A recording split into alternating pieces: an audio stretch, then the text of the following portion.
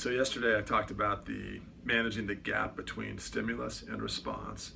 And when we learn how to do that, we're able to better control the kind of day and the kind of life that we have. Because our lives are nothing but a bunch of days, which are a bunch of hours, which are a bunch of minutes stitched together.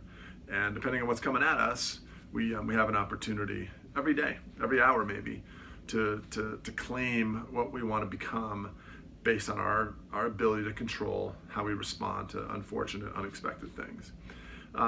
So last night we had our first ever Chalk Talk, which was basically a seminar with a local coach from the community college.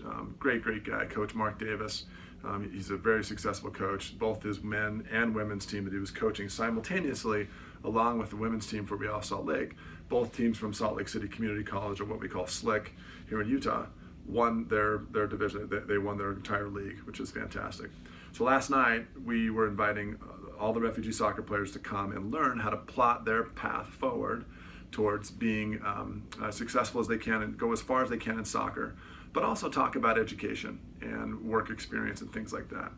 So I invited about 500 people. We have a large mailing list, and we got the word out, social media, issued a press release, things like that. And guess how many people showed up? Go ahead, guess. 2. And one of them was about half an hour late. So this was one of those things I may have premeditated, saying yesterday morning, hey, today I'm gonna have a great day, I'm gonna manage whatever happens in a productive way. So I was frustrated, I'm not gonna lie, I was frustrated. However, I remembered that I said I would manage the gap between stimulus and response, and I did. So rather than feel all hurt and angry and whatever, I dug in with these 2 players that showed up, and we talked. And the coach could not have been more helpful. Coach Mark laid out some information about getting an education, talked about soccer, and the older guy, he's 27, his name's Ricky.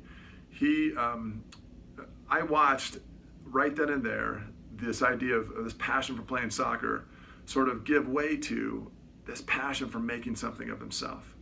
He's a hustler, he's a hard worker, he's a serious guy.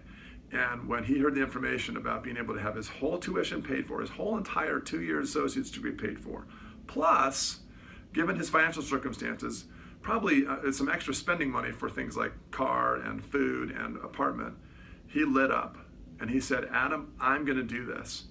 And school starts in like 3.5 weeks. So we'll be talking today about financial aid, about getting him registered right away. And I have zero doubt that young man will be enrolled in school come January 9th. As we were leaving the Chalk Talk last night, he said to me something I've always wanted to hear in this whole little journey that I'm on to help refugees and help underprivileged kids over in Africa. He said, Adam, this has changed my life. And I was kind of stunned, actually, going from having 2 people out of the 30 or so that I had hoped and expected to this one guy saying to me, this has changed my life. And I realized, okay, great job, Adam, for managing that gap between stimulus and response, because I could have just said, you know what, it's canceled, go home, whatever. In fact, I actually had to Uber him from where he was to get to the meeting so he could come. But when he said that, I thought, this is the essence of what we're trying to do. One person at a time. Yeah, sure, let's go save millions of people, let's save thousands, let's save hundreds, whatever. But it starts one person at a time. So I am beyond thrilled. It was a total breakthrough for me, and more importantly, it was a breakthrough for Ricky. And I will continue to stay on top of him and help him, and he will lead the way. Other people, other refugees from his community and from the broader community will say, that guy did it, I can do it too, and that's the whole idea. So I'm thrilled. I hope that's just one example of the great day I had yesterday. There's some other things, but whatever. That's the key point.